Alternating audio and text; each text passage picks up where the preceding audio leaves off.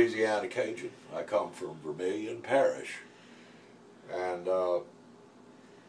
when I returned to Louisiana in 2000, I tried farming.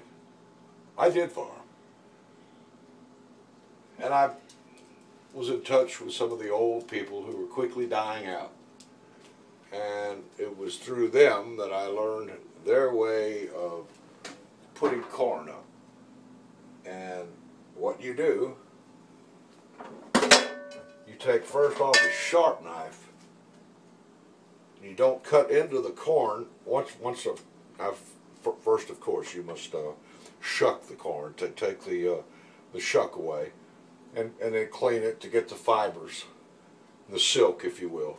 But then what you do is you take a sharp knife and you cut just the top of these kernels, not into them deeply, but you cut into them lightly, just to kind of rupture those individual kernels. Then, and you drop that into your pot. Then what we're going to do is we're going to come back. We're going to drop off the sharp knife. And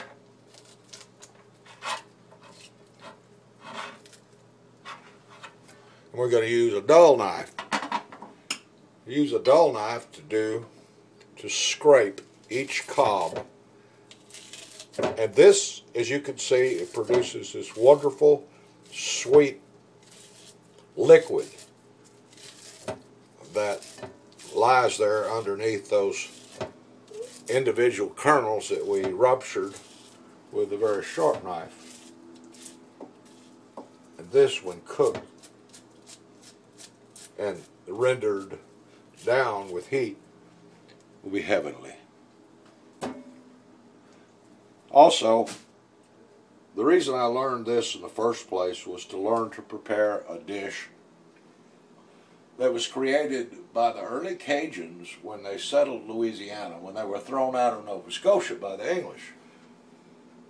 And down there, in those days, they had the Attakapaw Indians, the Opelousas Indians, a number of Indians that were already in the region. And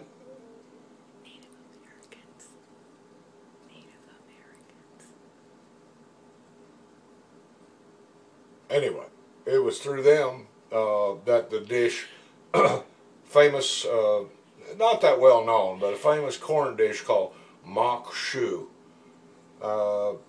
which we will prepare later.